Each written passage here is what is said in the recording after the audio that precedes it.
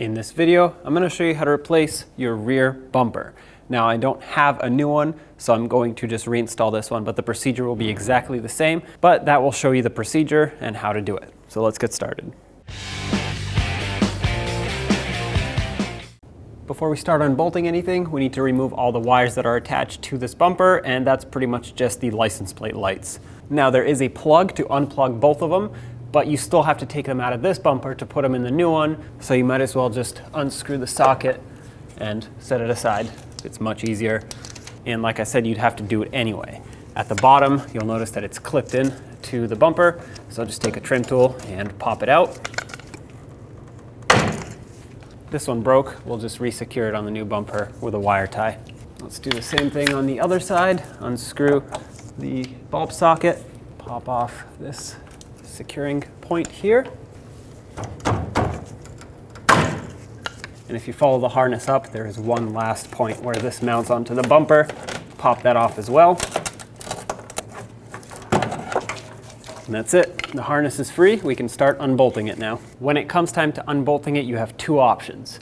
With your new bumper, you will be provided these brackets. So what you can do is unbolt the bumper with these brackets from here off of the frame directly, and then just remove it like this. Or if you'd like to reuse these and just unbolt the bumper itself, whether you have the brackets or not, you can unbolt it from here the same exact way and reuse these brackets, which is exactly what I will do, because on the back side, these bolts for me are somewhat rusted, and it's going to take a lot more work to have these held in place than it will be to remove these, which still have a good bracket holding them in place.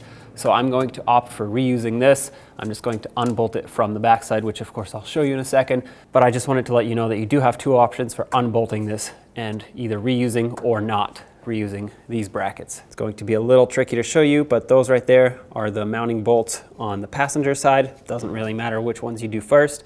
I'm gonna start here and then I'll show you the other side. They are both 21 millimeter. They're actually two nuts. I know I said bolts, but they're two nuts, 21 millimeter on each side. And you don't have to hold the bolt side or the bolt head because it's actually welded on a bracket that is just going to basically hold itself in there. So let's get a 21 millimeter socket. As you can see, I sprayed them down with rust penetrant a lot because these do get rusted in place. And if this doesn't work, we're gonna have to apply some heat to them. That is the only other way to get these off.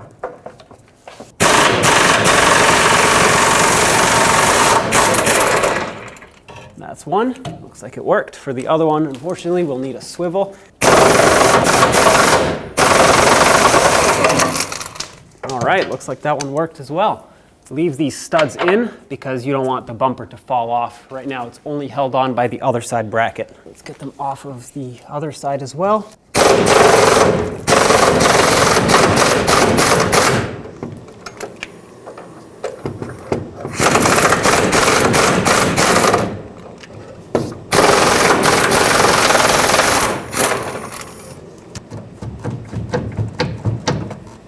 All right, so these fell out, that's fine.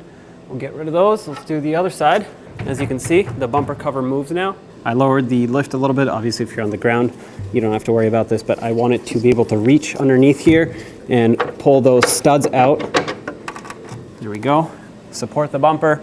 These are the two studs that were on this side. At this point, the bumper is not bolted on anymore. It's ready to be pulled off. Be careful because it is heavy. It's most likely stuck there from rust. I do have a trailer hitch receiver here, so this will actually help me because it will prevent it from falling down too far.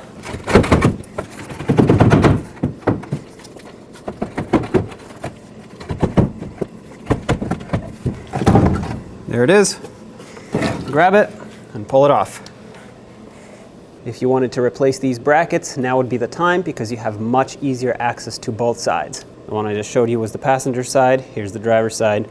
Again, same kind of bolts, same kind of studs, just unbolt them, but I will reuse mine. If you had your new one, to reinstall it, just reverse the procedure. I'm going to use the trailer hitch to my advantage. It's a snug fit on these brackets, so push it in. Now comes the more difficult part, which is to line up the bolt holes, but because it's such a snug fit, we'll need some force to maneuver it around. Okay, so I think I got the holes pretty close. I'm going to slide the studs through. If you need to, you can wiggle the bumper around.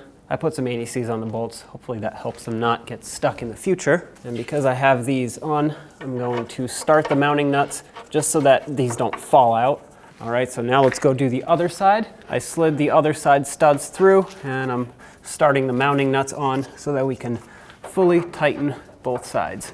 Now with the other side in, I'm going to tighten these up.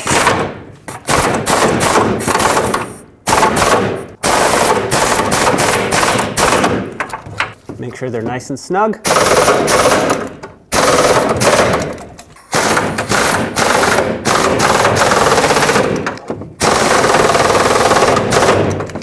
Now if you had replaced your brackets, you'd want to go ahead and tighten the bracket bolts, but again, I reused mine.